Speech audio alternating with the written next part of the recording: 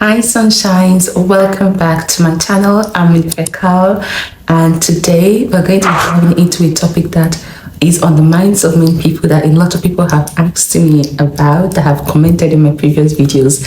That is the cost of living in one of Canada's most picturesque cities, Vancouver. If you're considering a move to the West Coast, or you're just curious about how residents make it work, stick around.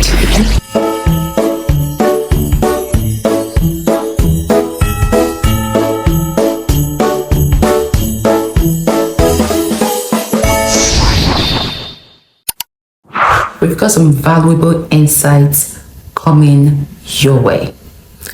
Okay, so you need to understand something. You're moving to Canada, right? There are many provinces, different provinces, and if you're moving to BC, Vancouver is one of the most popular cities in BC, but there are also places in BC that are less, when it comes to the cost of living. Before we get into the nitty-gritty, let's set the stage, right? Vancouver, with its stunning mountains and ocean views, is undoubtedly one of the most beautiful cities in the world, right? And it's also one of the most expensive. With many desirable places, the cost of living here can be a bit challenging. Let's break it down. First and foremost, let's talk about the big one, housing. This one is the most challenging for a lot of people because you can't really tell how much you're going to spend in your housing. It just depends on the area you are in Vancouver. There's Greater Vancouver, which is usually in the third zone, the areas that are a little bit further from the city. Vancouver is notorious for its high prices. Yes, I know. Whether you're renting or looking to buy, it's no secret that housing costs can be a significant chunk of your monthly expenses. For instance, if you are in the Greater Vancouver area, you're able to see housing for less than 1,000. For private rooms, obviously, less than 1,000. And it also depends on if it's furnished. So you can see housing from like 700, 750 if you're trying to share your room. It just depends, The demand for housing in Vancouver has been consistently high, which is even driving up prices. For instance, in Vancouver, you could even struggle to find a place that is about 1,500 for like a room, and you can see places for like 3,000. Studios can go up as far as 2,500. It just depends on what you're looking for, how many rooms, whether it's a studio, whether it's furnished. For those looking to buy, it's essential to be prepared for a competitive market and potentially consider areas outside the city center for more affordable options, which is why people go to the Greater Vancouver area, where you have Surrey, you have Langley, you have Guildford. All these things are also kind of in Surrey. We also have the one in the middle, which is the second zone. We have Burnaby, where you have Metro Town and all of that. But yeah, renting can play a huge factor. So let's say you're renting your place for like 1,000. Let's just use 1,000 because that's like the average in most areas, aside from the very expensive area. So let's say you're renting for 1,000. So 1,000 is already for rent for the month. Now, getting around the city is another factor to consider. While Vancouver has a well-connected public transit system, owning a car can also be expensive due to insurance rates, fuel costs, and all of that. So the public transit is convenient, especially if you're living close to bus stops or train stations. Although it's not exactly cheap. However, it's a trade-off for not having to deal with stress of traffic and parking fees. So when it comes to transit, there's 3 zones, right? The zone 1 is obviously the Vancouver area, the main Vancouver area. If you stay in the Greater Vancouver area, like I mentioned before, Surrey, Langley, Delta, Coquitlam, all of those areas, you will spend more, right, on transport. You can either choose to pay monthly passes for your compass. Monthly passes is when you pay it once, you use it for the whole month without having to. You can use it in the sea bus, you can use, which kind of makes sense, although bringing out that chunk can be annoying. You can use it in the sea bus, you can use it on train, you can use it in any bus around the city. You can go anywhere and you will not be charged extra because you've paid for your monthly passes for your compass card. So compass card is what we use in tapping. That is what enables your travel with transit. Okay, or you can add values. I usually add values. So you can add values, we call it stored values, which is basically pay as you go. So you can just put like $10. I usually did the automatic. So you can just automate $10. When it's getting low, another $10 it will take another $10. It depends on how far you stay away from the city. Like for instance, my school is in Vancouver area, like the main Vancouver area, Granville station, like the Granville area. So for one zone we have $4.90. That's how much you pay. 2 zones is $140 ish. 3 zones is $189.45. So the third zone is like if you're staying in like Surrey, you're staying in Langley, you will have to pay close to $200 for a monthly pass, right? So yeah, if you feel like you stay far away and you go out every day, I feel like you should pay that $180 something dollars, just know that you've covered your transport. Now let's go to day-to-day expenses, which is groceries, utilities, and other essentials.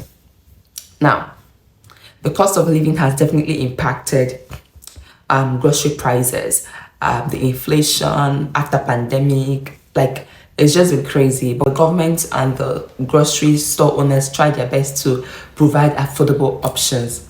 But it's also important for residents to budget wisely. Don't be like me. I'm the kind of person that I find it hard to write the list when I'm going grocery shopping. I just go grocery shopping. I'm just open-minded. It's not like I have too much money to waste, but I don't know, because most times when I write a list, I don't usually stick to the list.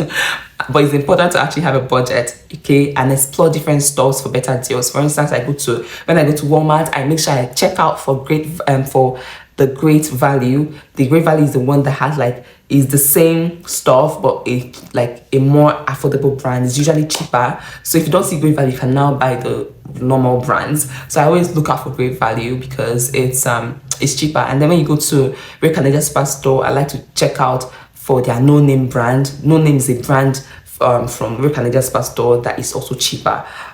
So yeah, so groceries you can spend as much as, fact it depends on you, is unique to you and your family. Now let's look at employment. Vancouver is a thriving city with a diverse job market, especially in industries like tech and film, tourism, and obviously healthcare and all of that.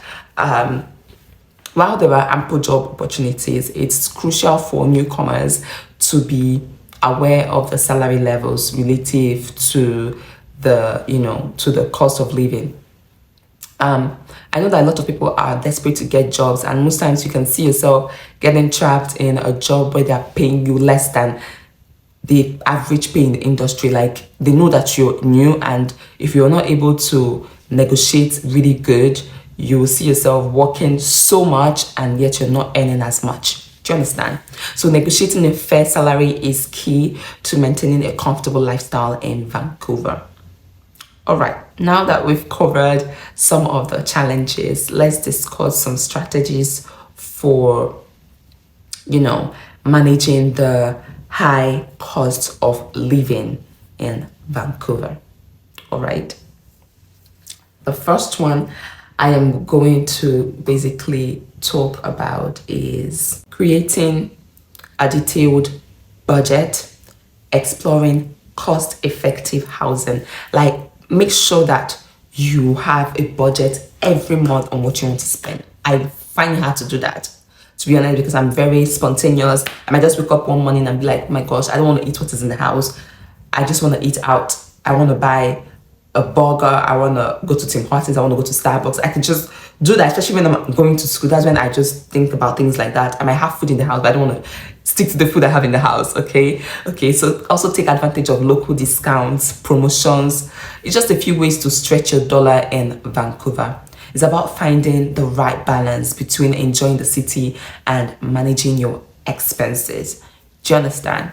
For the groceries, right, I'm going to do a detailed video where I actually check how much I spent on groceries that month. But so far, you need to know that if you're coming here and you're not going to be staying in the main city like Vancouver, you're going to be staying in not the outskirts, but like the more of like a distance away from Vancouver, you tend to spend more on transport. And also, if you're going out every day, if you have school every day, or you've gotten a job and you literally go out every day, then I'll advise you to buy the monthly pass, because you're saving money. Or like if you were going out twice a week or just twice a week and you're not going out every day, right? And then buying the pass, because after a month, after 30th, the pass is useless. You have to buy another one. You have to renew.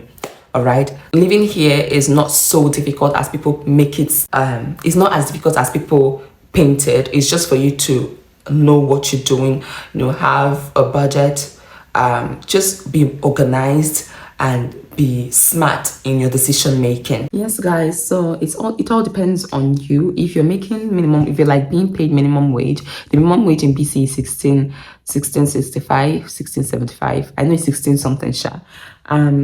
And if that's what you're making, but most times people pay like 17, they won't pay like 16 something. It's usually like 17 and then upwards. Even though the minimum wage is 16 something, it doesn't mean that people will necessarily pay you 16 something. Usually you will see like 17, especially for students.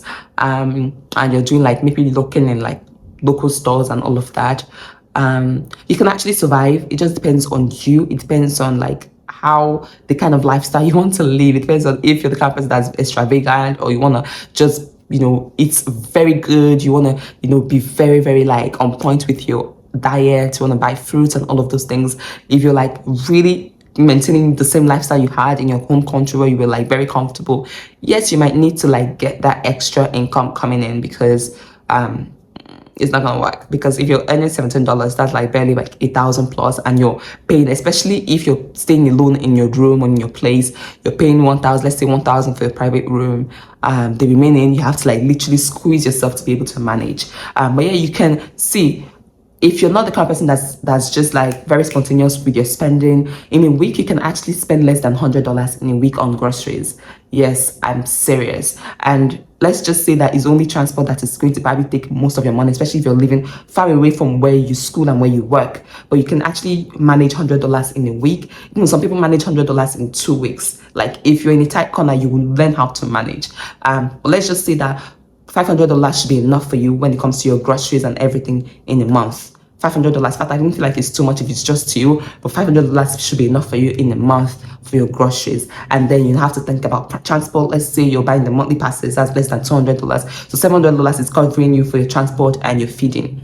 And now let's say the remaining money is something that you're squeezing yourself to use and pay your rent. Don't quote me. $500 is actually a little too much if you're not the kind of person that just spends a lot. $200 to $500 is enough for you when it comes to your feeding in a month. It is actually enough. Okay, it depends on you and what you want to buy. There you have it, folks. A glimpse into the cost of living in Vancouver. While it may be higher than some other places, with careful planning and strategic decision making, many immigrants find ways to make it work. Yeah, it's just all about you. Another person might be spending less than $500 in a month, while you might be spending way more than that. So if you enjoyed this video, don't forget to give it a thumbs up. And if you feel like I missed out on any part when it comes to like cost of living, let me know. If you have any specific questions, let me know in the comment section. And another thing I wanted to mention is I'm going to talk about how much you can expect to spend in your first week of arriving in Canada, or your first 2 weeks, especially when you're trying to get your IDs and when you're trying to get your SIM card. I also talk about SIM plan. Okay, I'll talk about that in my next video. So don't forget to stay tuned, and I'll see you guys in the next one. I love you.